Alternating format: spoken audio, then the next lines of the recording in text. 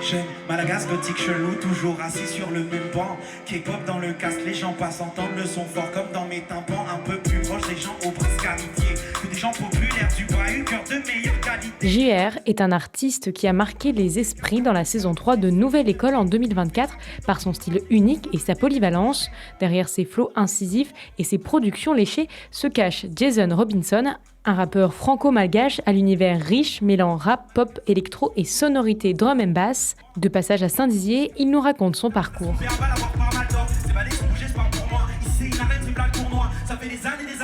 Je me définis comme juste quelqu'un qui aime bien faire de la musique et qui aime bien faire du rap, mais aussi d'autres styles. En fait, j'ai souvent du mal à me définir, à dire je suis spécifiquement rappeur ou spécifiquement beatmaker ou ceci, cela.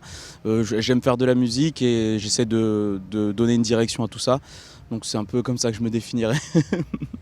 J'ai commencé la musique à l'âge de 13 ans en tâtant un peu les logiciels pour créer de la musique. Je commençais par faire des instrus un peu électro et puis mettre au fur et à mesure des paroles de chanteurs, d'artistes que j'aimais bien comme Lil Wayne ou d'autres artistes de K-pop comme G-Dragon.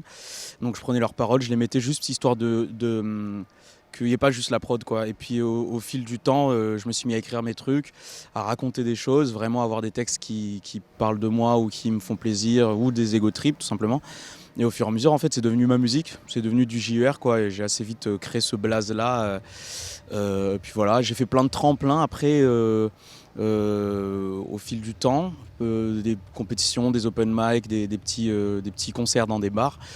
Et le tremplin un peu ultime, c'était la Nouvelle École, du coup, qui était en fait un tremplin dans la suite de tous les autres tremplins que j'ai fait et qui là m'a ouvert pas mal de portes pour développer mon projet, ma carrière, quoi.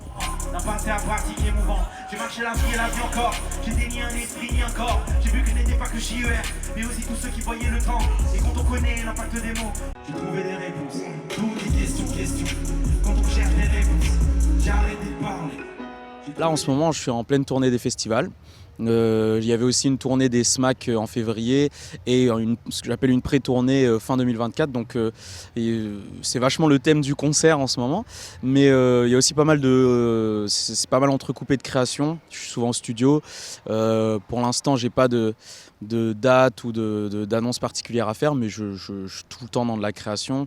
Et ouais, si, en ce moment, je sors toutes les semaines des espèces de mini morceaux sur Instagram, sur les réseaux sociaux, pour nourrir un peu le truc, quoi, pour pas qu'il se passe rien du tout, et aussi parce que ça fait longtemps que j'ai pas sorti de vrais morceaux et donc j'avais envie de quand même qu'il se passe des choses, quoi. Je suis pas sûr que ça soit indispensable d'avoir les réseaux sociaux, de les utiliser.